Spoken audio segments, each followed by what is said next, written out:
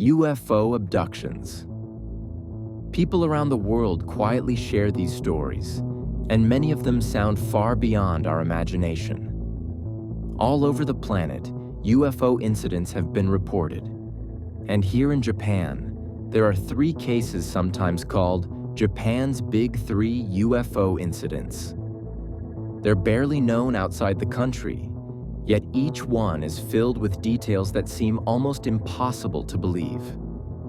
In this video, we'll focus on one of them, the Nikoro Incident, which took place in 1974 in Nikoro, Hokkaido.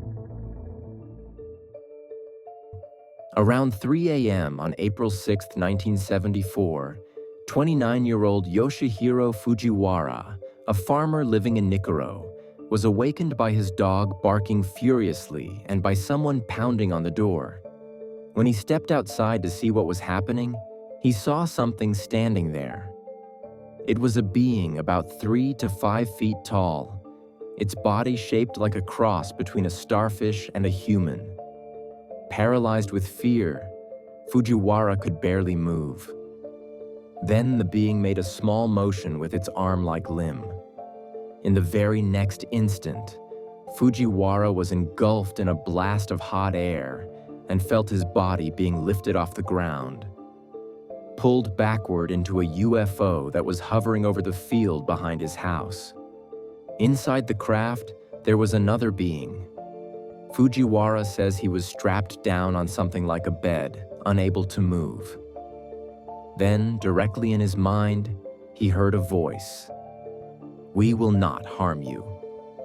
We will return you near your home." The UFO flew over Mount Nikoro, circled around the area for a while, and then descended again. When the hatch finally opened, Fujiwara bolted out of the craft and ran as fast as he could. Before he knew it, he found himself in another village roughly 3 kilometers from his home. From there, he rushed into a friend's house, shaken and desperate to tell someone what had just happened. Fujiwara explained everything to his friend, but of course the story sounded far too extreme to accept at face value. However, that same night, another villager reported seeing a glowing object hovering over the summit of nearby Mount Nikoro. Even so, for most people, Fujiwara's encounter with these aliens was still impossible to take seriously.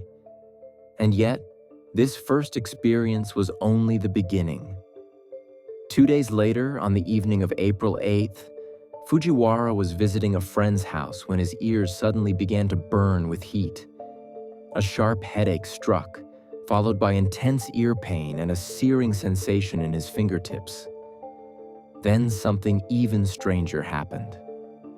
As if his body were moving on its own, he picked up a pen and began writing on a sheet of paper, a kind of automatic writing. At the same time, a voice echoed in his mind. "When the saucer lands on the mountain, come alone and board it." Terrified, Fujiwara didn't dare go alone.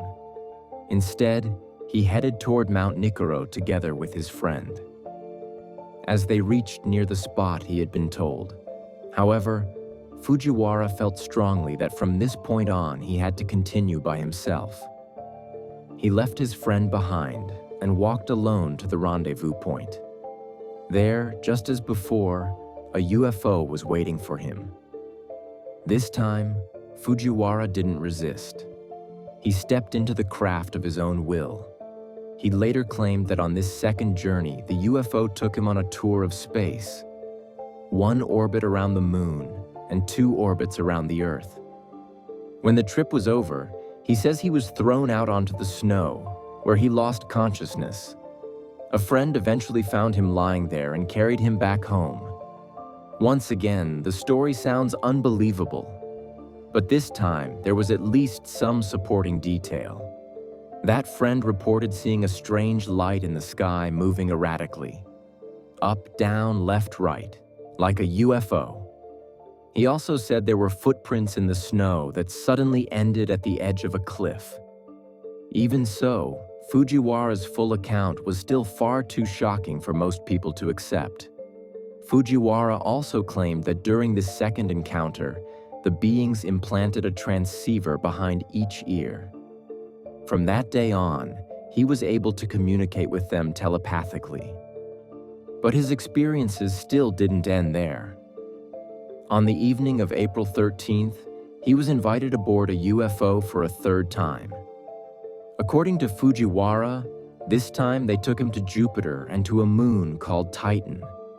He says he was put into a soft, rubbery spacesuit and connected to one of the beings by a hose. In that condition, he disembarked onto one of the moons in the Jupiter system. The details of how he returned from this third journey are not entirely clear, but by this time, local TV stations had already heard about his experiences. According to one account, Japan's national broadcaster NHK even filmed a search for Fujiwara out on the snow and interviewed him afterward. Today, however, no one seems to know where that footage is or whether it still exists at all. After these three encounters, Fujiwara began making a remarkable claim about the beings he met.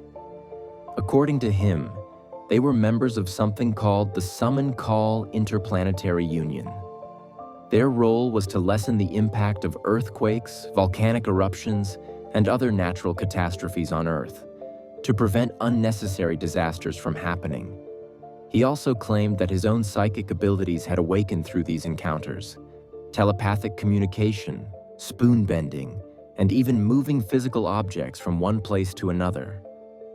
Up to this point, what we've covered is essentially the full outline of the Nikoro Incident as it appears in articles and books.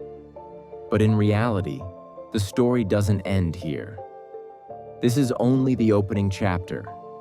After this, Fujiwara's encounters with UFOs continued, and eventually, he wasn't just a passenger. He became a pilot, flying a UFO on actual missions given by the Call Interplanetary Union. The shocking details of that part of the story will be the focus of the next video.